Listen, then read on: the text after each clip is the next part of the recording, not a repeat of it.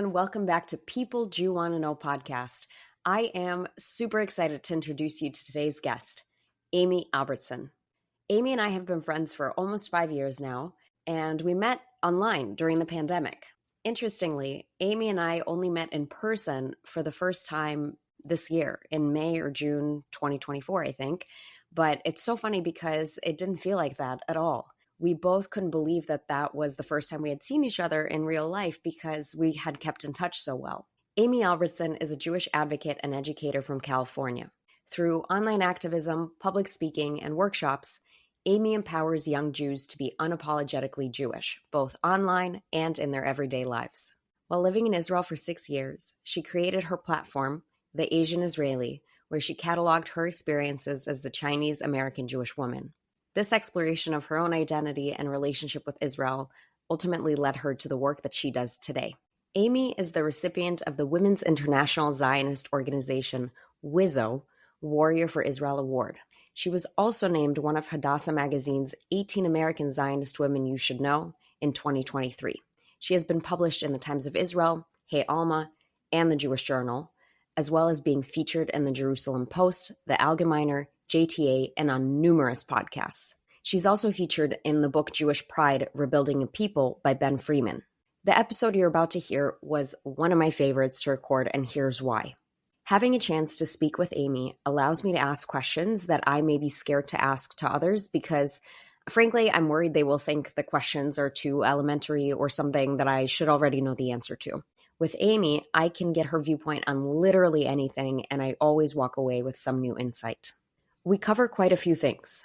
We talk about antisemitism in the U.S., Amy's reflections now that she's moved back to the U.S. from Israel, her Asian identity, and her thoughts on what's going on the ground in Israel today. I even get to talk to her about the one-state versus two-state solution dilemma, and she nominated someone who would be the perfect person for me to interview on this topic. I think you'll love this episode, and Amy is a fantastic Jewish leader to follow and know, so I'm excited to introduce or reintroduce her to you. She is truly a people Jew want to know, and with that said, please enjoy this episode. Hey, Amy, welcome to People Jew Want to Know podcast. How are you doing today? I am doing great. I'm so happy to be here with you. I'm also so happy to do this with you together. As you know, I'm a huge fan of you and your work, and we've been friends for quite a few years now, so I'm so happy to finally record this episode and have a chance to share your story and People Jew Want to Know. Let's get started. Tell us about yourself. What do you do and how did you get there? So it's a little bit, it's a long story of how I got where I am, but I guess I'll start with what I do. So a lot of people like to use the term influencer. I find that term to be a little bit weird, but essentially I'm an online Jewish advocate and educator, and I mostly do this through Instagram. So I guess that's what makes me an influencer. And I talk mostly about combating antisemitism, Jewish diversity, Jewish pluralism, and of course, Israel. And I also have been working for pretty much over a decade at this point, I feel old, in Jewish nonprofits in the marketing space. If you ask anyone who grew up with me or even my parents, they would never have guessed that I would be doing what I do now. I grew up in a very kind of loose Jewish upbringing, you could say. And so I didn't know a lot about what it even meant to be Jewish. I didn't know a lot about the history of the people. I didn't know that people hated Israel. I didn't learn this till college. And actually that's how, to make a long story short, that's how I got into activism, essentially. It started on campus. I started as a campus activist. When I was in college, I was a part of Hillel, and in my second year at Portland State University, that's where I went to school, we got a shaliach in our community, and he brought Israel programming to our campus, and our event got protested, and I had no idea what was going on. A bunch of protesters came in with their hands tied and their mouths taped, super dramatic. They sat down for about 10 minutes of this documentary that was completely apolitical. It didn't talk about, it didn't talk about war. It didn't talk about conflict. It literally talked about the values of Israeli society. Anyway, they wouldn't know that because they didn't watch the movie. They came in for 10 minutes while someone filmed them, and then they left. And they left us this letter that said something to the effect of, we're so glad that your children are thriving, but our children are starving and dying and all of this stuff. And first of all, I went to our shliach and I was like, what is going on? Because I didn't know that people hated Israel. My whole life I knew like Israel exists. It's a country. It's a Jewish country. There are countries with religions. There's like Christian countries, Muslim countries, and this is a Jewish one. I had no idea that people had a problem with that. And so I was like, okay, I need to learn all about this conflict. And at the time, my Hillel didn't want to address Israel. And I saw that for me, that wasn't going to work, that someone had to speak up about this. So I ended up starting an Israel group. And I'm really proud that that group still exists today. And yeah, so I started as this campus activist, just bringing Israel programming to my campus, trying to provide another perspective. And eventually I made Aliyah to Israel. And when I was living in Tel Aviv, I started what was my first kind of foray into, I guess, the influencer space. And I started this account called The Asian Israeli. And it was really different from what I do now. It was not really advocacy. It was more lifestyle, fun stuff. Look at my cool life in Israel. These are all the cool things. Look at these restaurants I'm going to, the beach, all these things. Then I moved back to America during COVID. And in May of 2021, we saw this escalation in Gaza, and we saw this palpable sort of, for lack of a better word, explosion of anti-Semitism and misinformation on the internet. And that's when everything kind of switched, and I started doing really direct advocacy, talking about who are the Jewish people, what is Israel, what is Israel really like? And yeah, it's kind of been that battle since. I have to say the Asian Israeli era was iconic. I loved following your content, and it was so fun and colorful, and seeing you evolve, not only just from someone who shared their life in Israel, but now to advocating for Israel is amazing. And interestingly enough, just the other day, I was recording an episode that will get published before yours, and I talked about how I also didn't know that anyone hated Israel until I got to college. It's crazy because it's such a crazy concept. Like, there are so many countries that have official religions, Christian and Muslim countries, where the religion is actually very much more the law, right? So we always talk about Israel is the only democracy in the Middle East, which is so true. And although there are for sure challenges of the balance between, I guess, what would be called synagogue and state, because it is a Jewish country and there is no separation the way there is allegedly in a place like America, it's not like a country like Qatar or Saudi Arabia, where it's run, you know, essentially under Sharia law, under a religious law. So it's just so crazy to me that people had a problem with this. And I just really underestimated anti-Semitism, I guess. I guess I'll correct myself. It's not that I didn't know that people hated Israel. It's that I didn't know that there were anti-Zionist Jews, so other Jews who were not supportive of Israel. But that's besides the point. And you touched on this briefly. And for people listening that are not familiar with you and your work, you are Asian and Jewish. And your dad is white and your mom is Asian, who you lovingly call Little Mommy on Instagram, which is adorable. So I wanted to ask you, how has this background played into your upbringing, and how do you feel now when so many Asian activists don't support Israel? It's really interesting because I grew up in a place that was really diverse. I grew up in Sacramento, which people probably don't know that it's so diverse, but being in a mixed, especially a mixed Asian and something else family, was like very common. I did not think that it was an anomaly at all. It never crossed my mind until I went to college.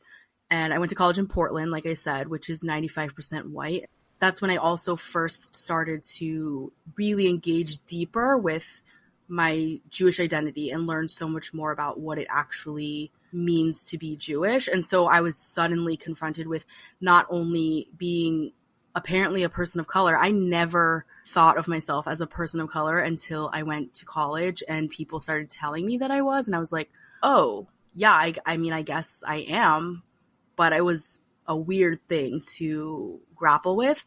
And then I was also confronting anti-Semitism. I did experience anti-Semitism as a child, but I didn't necessarily have that language to describe it, you know, like being laughed at or discriminated against because people knew I was Jewish. And it wasn't until college that I was like suddenly facing both of these things. And then you kind of fast forward to when I lived in Israel and I'm suddenly around a bunch of Jewish people, you know, like essentially all Jewish people and essentially no Asian people.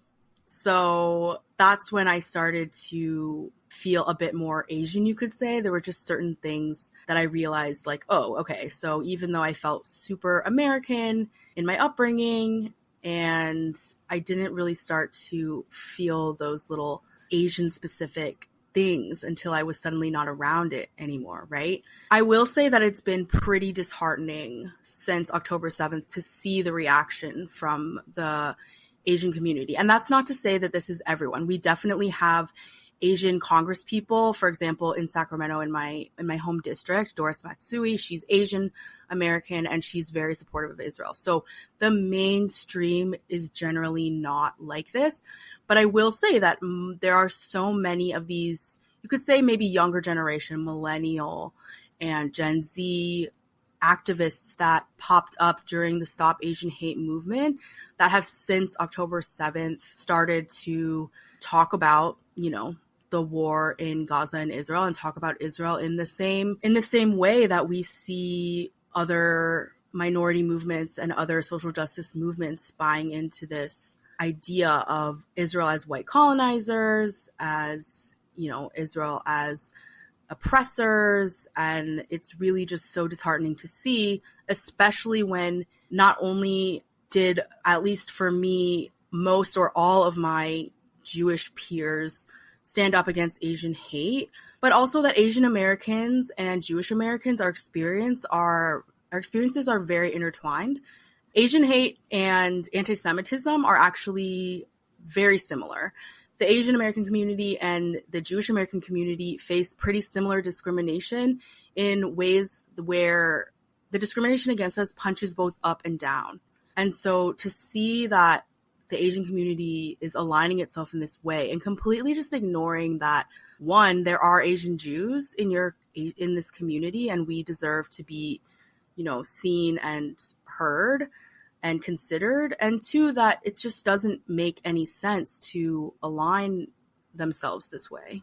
But also there were plenty of Asian people who were taken hostage and killed on October 7th, and they weren't even Jews. Also it's really disheartening to see, look, I'm not the person who goes to tell anyone not to stand up for Palestinian equal rights or any of this. I truly believe the Palestinians deserve better, which is a huge reason why I also do the work that I do, right? Like, we want to see a better future for the Palestinians, but they didn't say anything about Noah Argamani, who is a Chinese Israeli who was kidnapped from the Nova Music Festival. They didn't say anything about I think it's 32 or something like this, Thai hostages who were taken, many of whom are still in Gaza. They haven't said anything about the Nepalese student who was studying agriculture and was also taken and is still in Gaza. And they still haven't said anything about it. Not to mention, just like on the level of like humanity, pretty much none of them came out to say anything regarding October 7th or anti-Semitism until after the war had started. And then some of them put out these, you know, wishy-washy statements that we've seen from a lot of places where they will mention anti-Semitism in passing with everything else just to cover their bases. And for me, it's unacceptable. It's very unfortunate to see, that's for sure. And you bring up a great point about Noah Germani, who is Asian and Jewish, and they definitely didn't say anything about her, that's for sure. And there was something that you said that I wanted to ask you more about. You said that both for Asian hate and anti-Semitism, it's a phenomenon where you see punching up and down. What did you mean by that? One of the biggest reasons why people don't seem to necessarily understand or are not able to recognize anti-Semitism is because it's not always based in the putting down of someone. So, for example, when we see like anti-Black racism, and this is in the context of America, right? Although it's pretty much the same anywhere in the world. When we see this kind of racism, it's always about putting Black people down and, you know, dehumanizing them to the point of like they are less than and seeing them as less than and always treating them as less than. With anti-Semitism, there is that factor, but then there's also this other type of anti-Semitism where it's these conspiracy theories of, Jews are all powerful, they're all wealthy, they control the media, we have these things, so they are just, there's this discrimination that's based in a punching up of like thinking that we are above or we have some certain power, and it's all conspiracy. We don't actually have any of that power, because I think our fate would be a little different in the world if we did. And so with Asian, it also is similar in America, because Asians as a minority, obviously this is a huge generalization. There are so many subgroups of, the Asian American community, but we're generally seen to be as a statistically more successful minority. And so we have a similar thing. One of the best examples of this is the model minority myth, which pretty much everyone applies to the Asian community, which is the model minority myth is that we are the model minority. We have succeeded. We fall into line with American, for lack of a better term, white Christian culture. We have become successful. We buy into society, and now we're all doctors and lawyers, and we're wealthy, and we're going to college. So that's why you see things like affirmative action not including Asians, because statistically we're already going to college, things like this. And that model minority myth actually really applies also to the Jewish community, where people think that they have this stereotype of Jews that we're all wealthy, we're all successful, we're all powerful, and so we don't need any of that help, and we must not suffer from discrimination or hate or any of this stuff, which is just simply not true. I remember when my brother applied to college, my parents were like, you should really maybe harp on the fact that you're Ukrainian, not that you're Jewish, as part of the application process. Because that's like, there's a war in Ukraine right now. So as a white male, maybe it'll be to your benefit to create this like dimension of diversity where there's otherwise none, because Jews are not perceived any special way in the application process or treated as a minority at all. Yeah, totally. And people would joke with me like, oh, like I'm so #diverse. But I was like, I'm the wrong minorities. I'm Asian and I'm Jewish. This is not what a college is looking for at all. Yeah. And coming back to just like what's going on post October 7th and how people are choosing not to speak up about what happened to our hostages and our people. You had a video that went kind of viral that I loved that talked about the importance of persuading what you referred to as the other 80%. So how you talked about it is, if we imagine that there's 10% of people who already agree with us, believe that Israel has a right to exist, believe the importance of a Jewish state for Jewish people, and then another 10% that vehemently disagree, want the state destroyed, we're probably not going to change the minds of either of those 10%. But there's another 80% of people who don't have strong opinions or consider themselves undecided, and we have a chance to influence their thinking. And you brought that up in the instance of college campuses, where the students at Columbia, it was those students that just wanted to get to class, and they found the encampments disruptive, and they didn't understand what was going on, and they maybe were annoyed that they couldn't get to class because of them. It was those students that we could influence to understand our point of view and hopefully not turn against Israel. Can you talk about this more? Yeah, for sure. So the 80-20 rule, I can't take credit for this. This was the first rule. When I was a student, I went to my first sort of advocacy activist student conference. It was a Stand With Us conference. And this was one of the first rules I was ever taught, the 80-20 rule, which is exactly like you described it, that there are 10% on either side of the spectrum, you could say, that 10% that agree with us and 10% that hate us. And you're not going to convince the 10% that hate us to not hate us. You just aren't probably going to convince them. But there are 80% of people that really don't know. And a lot of them are curious, but a lot of them honestly don't care. And a lot of them literally don't know. I had an interesting experience a few weeks ago. I was at the AJC Global Forum. I was there with Project Interchange, which is their agency or branch that takes delegations to Israel. Most of them are not Jewish. They'll be like pastors or community leaders, things like this. Anyway, I was at an alumni dinner with other Project Interchange alumni, And they asked me to speak about my trip because I was one of the only people to go there post October 7th. So I kept talking about my experience in the context of October 7th. And after I sat down, the waitress came up to me and she said, "What happened on October 7th?" And I started to tell her, Hamas, this terrorist organization, infiltrated Israel. They killed 1,200 people.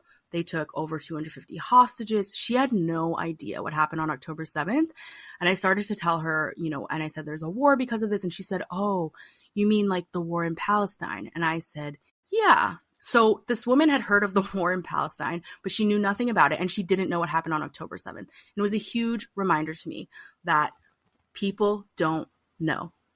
We are so wrapped up in this because it affects us so much and it's just on our minds literally every minute of every day. But the average person out there in America, even in the world, just like really doesn't know. And those are the people that we can talk to, because that woman had no idea and now she knew, and she was in a room full of other people who had gone to Israel and had relationships with Israel. And so I'm hoping that maybe, that kind of opened her mind to understand a better context of what's going on when she sees, she lives in Washington, D.C., so she knew about the war in Palestine because people are screaming on the streets all the time about it. And so I just think it's really important for us to remember that. So in the context of campus, this is such an important thing because unfortunately, as we've seen, Jewish parents, Jewish students putting pressure on the administrations who have been not handling this well at all. It doesn't seem to be enough. They don't care. And this is also similar we see in politics in America. The Jewish vote is so tiny. Jews are not enough people. So simply in the world of what matters to these administrators, to keep their job, they don't care really that much, which shouldn't be the reason that they don't do anything. But, it is what it is. But if we had the 80% of other students who are not in the encampments and are also maybe not the Jewish students going to the administration and saying, "Hey, why did you cancel my graduation? This is ridiculous. You should be able to keep the campus safe for our graduation. Why can't I get to the library? I, can't study because there's this encampment in the middle of the quad. There's people, running through the buildings. I don't have access to the library," whatever it is. These students need to be speaking up about it. And I think we would see a lot more change. This is very interesting. And when you were talking about how you got into activism and learning about Israel in college, I caught on to something that you said, which was my Hillel didn't want to take a position on Israel. Mm-hmm. And that is kind of true for my Hillel, and that where I went to undergrad. That is true for other people's experience as well. The other thing is what you said about people not knowing, and this waitress that asked you is crazy. And I think about this a lot. Like my non-Jewish friends, they moved on, okay? They're not thinking about this every day. I am thinking about this. I realized 24/7, I am constantly checking the latest, seeing infographics, keenly aware of the fact that I'm Jewish at all times, thinking about it nonstop. And I know I have a Jewish podcast, which kind of makes sense for why I would care about this issue so much. But I never wanted to be this like ardent advocate of Israel that eats, sleeps, and breathes the news and promotes things. And I was thinking about that too for you, because that change really happened. Like you just wanted to share your beautiful life in Israel and get people excited about coming to Israel and trying new restaurants. And it was like a lifestyle, almost vlog, Instagram page that you were running. But then in 2021, when there was that rift, I think you were like, I have no choice. I guess I got to speak up on this now. And it's been that way ever since. For me, that happened, 3 years later, 2 years later. But now I feel the same. I feel like I have no choice. Yeah, I think it's honestly a very common story. And it's honestly the story of most Jewish people right now, even kids in schools, where like parents are like, we need to arm our kids with education about this because they're the ones that people ask about it. People don't know anything about the Jewish people. People don't know anything about Israel. And then we have, the TikTok issue.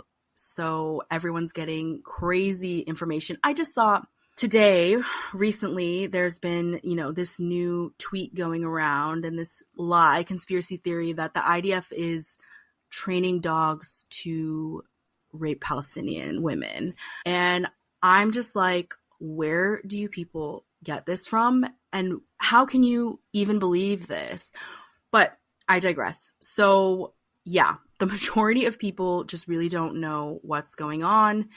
And even people, unfortunately, we see it even with tons of people at the protests, right? Like, you see the videos of the students and the grown people that have joined these protests and literally don't know what river and what sea they're talking about. And it makes me question humanity. That reporter that rolled her eyes and then got fired and then tweeted, Brianna Joy Gray. Yeah, so she had tweeted, like, it was something like, is anyone reporting this? And I just wanted someone to tweet at her, no, because it's a lie. Like, it doesn't exist. Yeah, it's so absurd. It's one thing. I hate to laugh because it's not funny, but at the end of the day, like, what can we do when they accuse us of such crazy things and so many people buy into it? A lot of these people are supposed to be college educated or the most brilliant people in the world, right? Like Columbia University, Harvard, Stanford. And yet here they are buying into the most ridiculous things. And I don't know. I don't even know what to say about it anymore. Yeah, absolutely. And now that you've been running your account for quite a few years, your follower base, I feel like they're pretty open about reaching out to you and asking questions. And oftentimes you'll respond. And people in general are very open with social media influencers or activists to just message everything and anything, whether it's appropriate or not. Sometimes I'm even like, would you ever say that in person to someone? No, you wouldn't, right? But sometimes the things you are able to hear from people are profound and interesting. And so I wanted to ask you if, since October 7th, there was any conversation you've had where you've changed your mind on something, or maybe you changed somebody's mind. What was that experience like, and what did you learn? It's hard to pinpoint one single conversation. There's definitely general trends. So first of all, I try my best to be really open and available as much as I can to my followers. They bring me joy and strength, I hope, just as much as I try to bring it to them. And I get a lot of my ideas because of my interactions with them, because I observe certain things. But sometimes, I feel bad because they ask me questions or send me some sort of incident and ask me to do something about it. And like, at the end of the day, I'm still just a regular person. Like, I don't have special power. One place that my mind has changed, and I find this to be a little bit unfortunate, since October 7th, is I used to be so weary of calling something anti-Semitic or pulling the anti-Semitic card, as people might say. But it's just become so much more apparent because people have become totally shameless in the things that they will say, the things that they will do. And it's just too obvious at this point. So it's really sad because I used to think, less people were actually anti-Semitic. And I hate to say it, but I think that a lot more people than we like to believe are actually anti-Semitic. And even if they're not aware, like even if their intent is not to be anti-Semitic, the outcome still is anti-Semitic. Anti-Semitism isn't about intent. It's about outcome. So people have, the best motivations in the world, and it wouldn't even matter, unfortunately. Exactly. And that's like this fine line between like, is someone being anti-Semitic versus are they an anti-Semite? Because I don't always think that someone who is being anti-Semitic is necessarily an anti-Semite, if that makes sense, because they just don't even know or realize it. But then the second part of that is that I see so many more people that are not willing to hear us. They don't want to learn from us what anti-Semitism is. They don't want to let us define what anti-Semitism is. They also don't seem to feel the same urgency about anti-Semitism, even though it's so rampant right in front of their faces. And that's where I get even more concerned. And that's where I just think like it's just so embedded into society, and so many people just have this double standard against Jewish people. Because when it comes to anti-Asian hate, I've had a very different experience. And so that's one thing where it's like being, Asian and being Jewish, I think has just really, I have the privilege of having that literal proof of like, when I talk about anti-Asian hate, to someone versus when I talk about anti-Semitism, it is treated very differently. That's interesting. And I think Jewish people right now, we have like two different main battles that we're fighting. The Jews in the diaspora, we're fighting the anti-Semitism in our countries. And then the Jews in Israel are fighting their own battle of like, one, trying to win a war. And two, there's also an internal battle in Israel about people's concern on whether the Israeli government can continue to, enact policy and enact change that's positive. And I think a lot of Israelis I know feel really disheartened that the government can't adequately protect them. And as someone who made Aliyah, lived in Israel for an extensive amount of time, and then chose to move back to the U.S., what do you hope to see for the future of Israel? Yeah, Israel is in such a tough space right now because they were already having huge political unrest. Even since I was living in Israel, one big thing that I used to do on the Asian Israeli was also translating election information for Olim into English because I was there during the beginnings of let's have an election every few months. So I voted in Israel so many times. In America, I've only voted in re-elections, which I just think is not fair.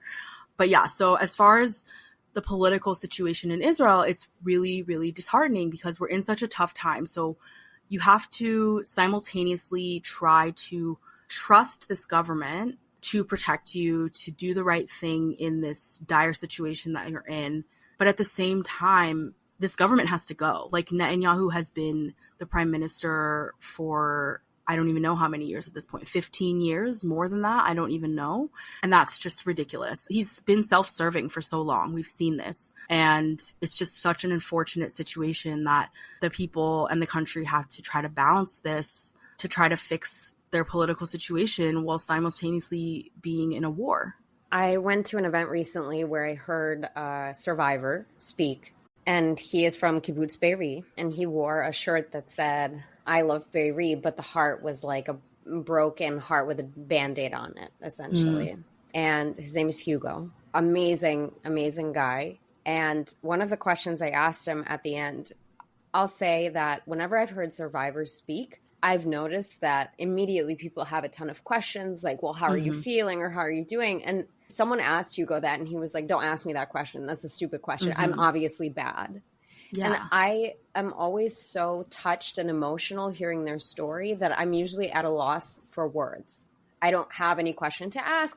And that's surprising for me, I'm aware, but yeah, the couple of times that I've heard survivors speak, I've always let other people ask questions, but then I'm like, that's a stupid question, So this time when I went to hear Hugo speak, I was like, I'm going to prepare a really thoughtful question. And so I got to ask him my question, and my question was about what's happening in Israel with the government. And so what I referenced is there's this famous journalist and writer in Israel named Chaim Levinson, who I'm not going to translate this correctly as I don't know Hebrew. Only my Israeli friends kind of translated to me what he wrote. But he had this viral tweet that was like, Israel in 2072, like years later, decades later, the future of Israel. And it's almost like a Wikipedia page. And it says like the land that was formerly the state of Israel now is like a demilitarized zone split between Jordan, Egypt, Lebanon, and is like kind of a no man's land. Yeah, the state of Israel fell apart in the year 2024 after the events of October 7th. Bibi Netanyahu and his family fled to Argentina on a company plane or like in a government plane, something like that. So it's this like doomsday prediction. And the point of that post was like, people wake up. Wake up. We have issues in Israel that really need to be solved, or else this will be our future. There will be no Israel. Bibi will abandon us on the government plane. So it was something like that. And so I asked him, I was like, what do you think? How do you feel? Is that true? Like, is that doomsday feeling how you feel? He said, I can't answer this. Like, my priorities are now in rebuilding my community, which is a fair answer. But he said, I am aware that we have problems with our government. And how many here are Israeli citizens and dual citizens in addition to being American citizens? And like half the room raised their hand. And he was like, vote, yo. He was like, go vote. Yeah. Like, we need your help. We need you to go and vote this government out. Yeah, I think one thing wow, I hadn't heard about that tweet, and I don't think that will happen. I don't think the Israeli people would ever let that happen. When I went to Israel in December, which is crazy because it seems like so long ago and so much has developed and changed since then. One thing that I definitely asked a lot of people, we went to Kibbutz Be'Eri and we didn't go to Kfar Aza, but we met with people from Kfar Aza in the place that they were displaced to. And one thing I would ask a lot of them when they talked about, when are they going to go back and they have to rebuild and all these things. And I would ask them, like, what is the government doing for you about this? And most of them just shrug their shoulders and they're like, who cares? Like, we aren't waiting for the government. We aren't worrying about the government. Like, we're taking care of ourselves. And that's not to say that they should be let off the hook, but it's just like the Israeli people are so strong within themselves and they will do for each other what they need to do. They're not waiting around for the government. And this is one thing that I think is like this isn't so totally related, but one thing that I see as a big difference between Americans and I was Israelis thinking the same thing. Is that, yeah, like Americans are always here. Americans would never. We're just, a lot of times it's like we're complaining about whatever it is for the government to take care of us. And yes, I do think the government obviously has a responsibility to take care of us. But if we just sit around and wait for that to happen, we're not going to be in good shape. Like, nothing is going to happen. And so I think it's really just understanding better the need for like grassroots, day-to-day community helping each other. And I think on the smaller scale, the Jewish community somewhat has that, but I do see it in, this moment right now where we're trying to figure out like, how do we combat antisemitism? How do we ensure, America continues to support Israel? And I do see a little bit of a battle between kind of our usual grassroots nature of community supporting each other and all of this, like, just trying to get the government or the administration or whatever to change things. Yeah, I feel that a lot, even on a smaller scale. I don't think I talked about this on the podcast. And if I have, sorry, everyone, you're going to hear it again. But I don't think so. I did post this on our Instagram, though. Like a few months ago, I came out of my Path train station in Hoboken, and outside of the train station, there was in chalk written everywhere, like, Israel is committing genocide and killing 20,000 children and carpet bombing Gaza. And it was written all over, like, it's a corner with like 4 street corners, like on every street corner it was something inflammatory was written, and like end the apartheid and end Zionism, and Zionism equals fascism, like really horrible inflammatory things. And so I took photos of it and sent it to my Hoboken chat. We have like a Hoboken Jews WhatsApp group. And I was like, hi, can somebody come with me like tonight with, water so we can clean this up? And a bunch of people were like, oh my God, this is horrible. Where is this? And I was like, it's outside of the Path train. But then nobody was willing to go. And it was up there for probably 3 days. And I walked by it every day because I have to take the train every day wherever I'm going. And, I'd walk by with a water bottle. I'd pour my water bottle out, but it was never enough to get everything off. And so after 3 days had gone by, and I had asked multiple times, like, is anyone available? Can I go with somebody? Can you help me bring water? Because I don't have a car. So like, to me, to bring a lot of water, it's not very easy. So nobody followed up. And one day I got so pissed off. I filled up a bucket of water. I carried it 5 blocks, like this heavy ass bucket.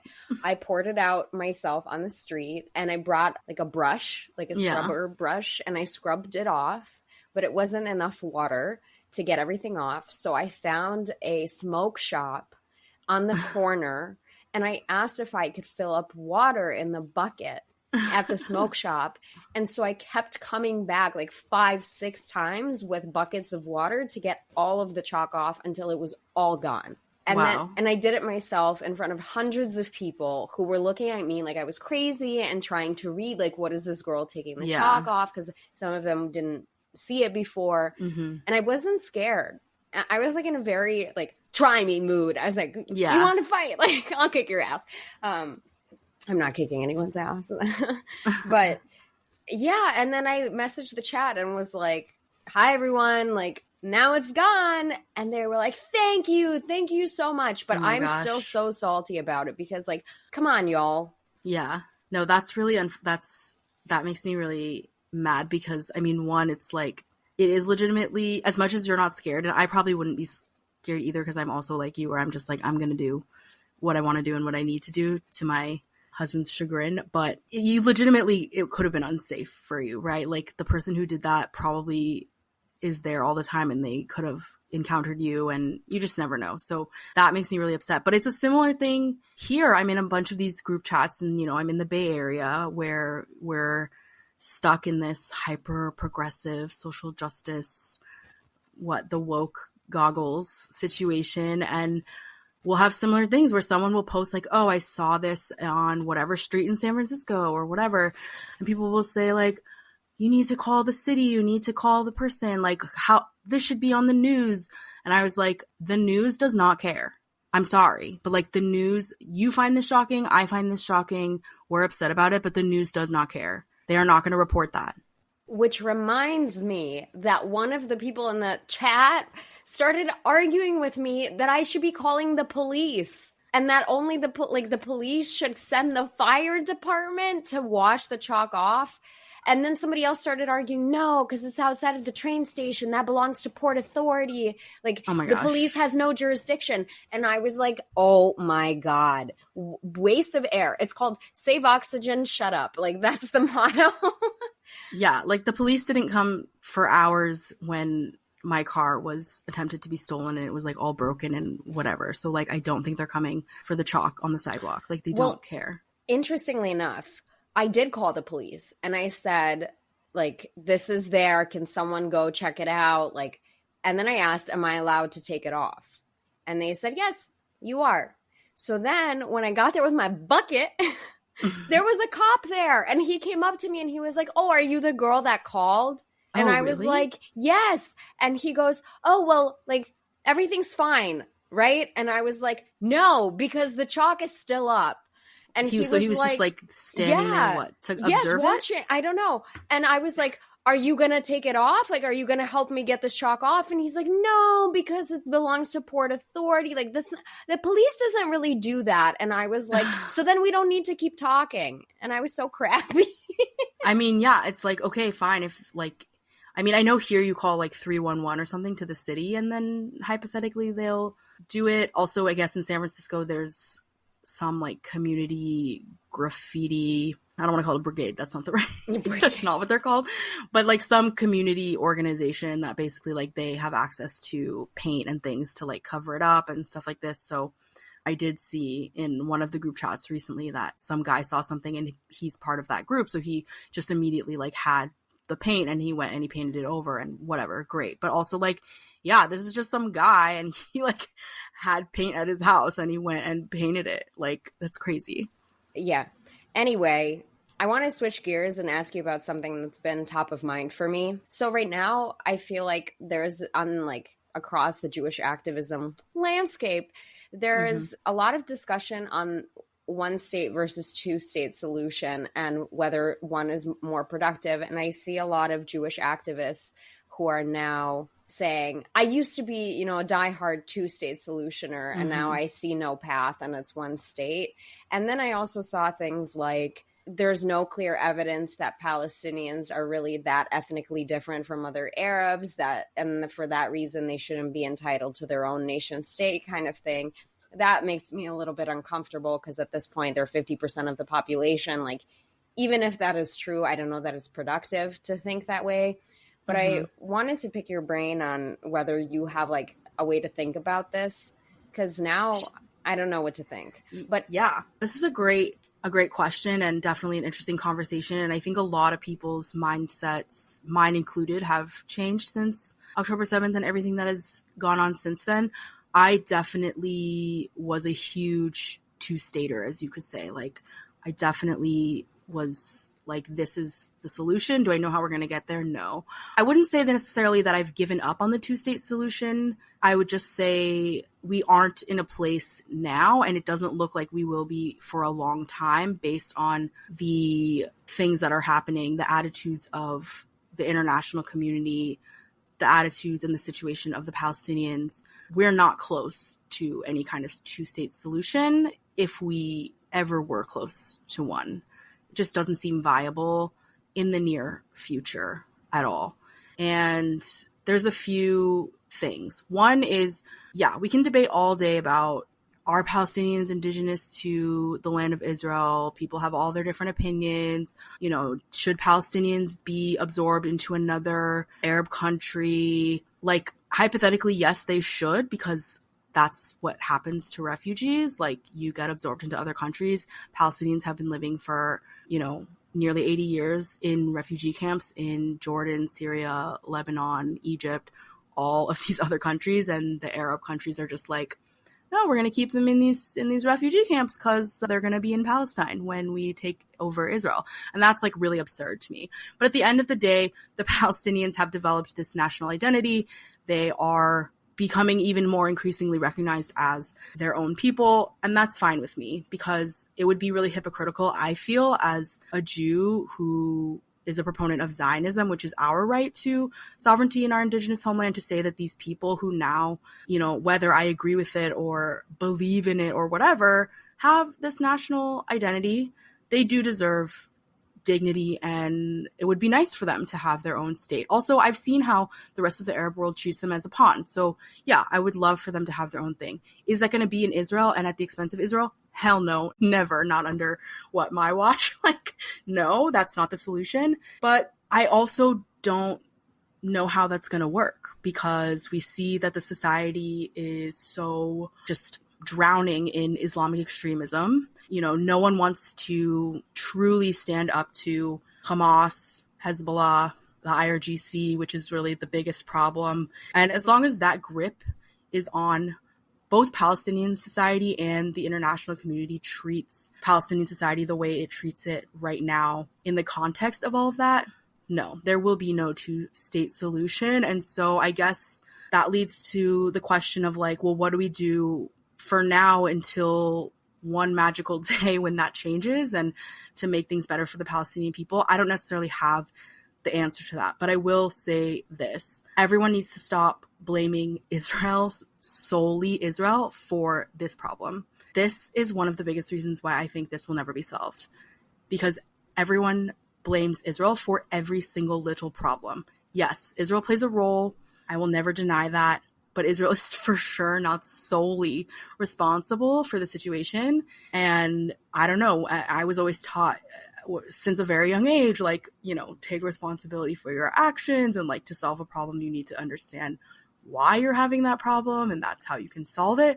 And so until we do that, I'm sorry, boys and girls, like, we will never reach the end of this conflict. I'll have to bring someone on who is a proponent of the one-state solution and pick their brain on how they see it playing out, because I have the same questions as you. I don't know how it's possible. You should bring Yirmiyahu. Do you know Yirmiyahu Danzig? That Semite? Oh, I would that love... underscore Semite? Yeah. I'll connect you. He's incredible. You will have such an incredible conversation with him. He's a wealth of knowledge, a wealth of perspective, and he really truly believes in like that we can share this land, and he has a lot more knowledge on that subject and like why he feels that way. And I think you should talk to him about it. Thanks. I appreciate that. And as we are starting to wrap up here, I have just a couple more questions for you. The first one I love to ask all my activist influencer friends. I don't know why I like to ask this question, but I do. I think it's interesting, and there's always something new that comes out of it. So the question is, what do you think is misunderstood about social media influencers and activists, specifically those who do the type of advocacy work that you do?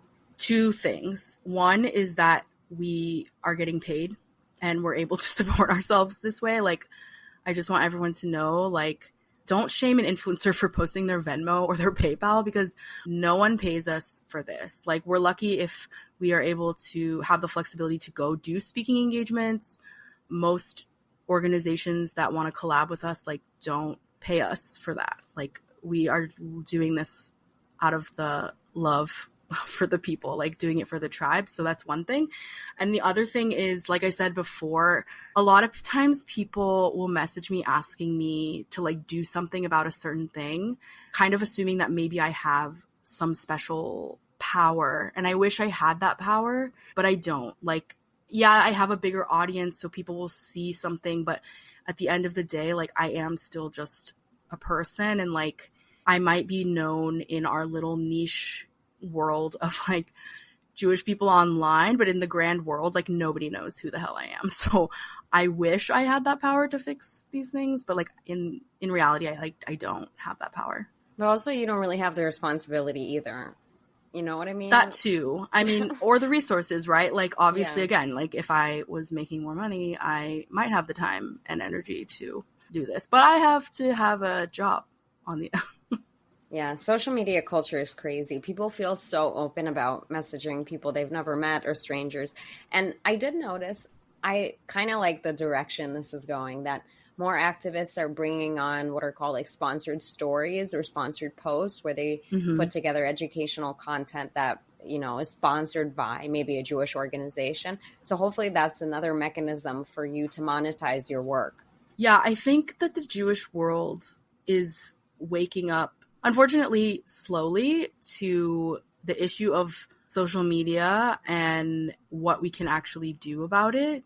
The numbers are against us here, right? There's only, 16 million Jews in the whole world. And then, like, how many of them are on the internet? And then how many of the ones on the internet are, like, doing what I'm doing or what you're doing? So that's not a lot of people. And then, not that every Muslim is like against Israel or hates Jews, but let's just take Muslims. You know, there's billions of Muslims on this planet. And then if you did the same math of like how many are on the internet and how many are speaking against Israel or the Jewish people, like, there's just no way. I mean, look, Bella Hadid has like, 12 times the Jewish population of the world in followers on Instagram alone.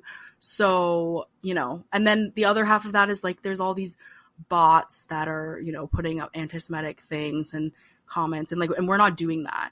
So the Jewish world, like, this establishment of Jewish world, really needs to understand like where they need to invest their money when it comes to social media. And I think they're starting to get that, but we're already coming from behind, right? Like, we're already playing the defense and we should have been playing the offense for a long time. But it is what it is, and like, it is one of my goals to hopefully make it better for not only myself, but the people who are getting into this and the people that we need to be doing this work. So if you're a Jewish organization and you're looking for some consulting on what you should be doing to invest in social media, let me know. I'm happy to help you. And speaking of, how can people connect with you on social media and find out more about your work?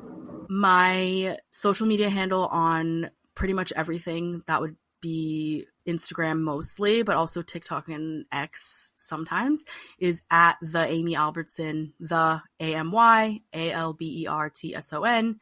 And my website is amyalbertson.com, and you can find my contact info in both of those places.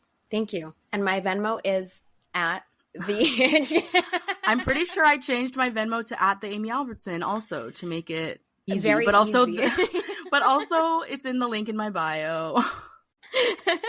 Yeah. Okay. And last question for you. It's the one that I ask every single guest of the podcast. Who would you like to nominate for People Jew Want to Know? Well, now that we've spoken about it, I would want to nominate Yirmiyahu Danzig. I think he is one of my, and if you're not following him, he's that_Semite.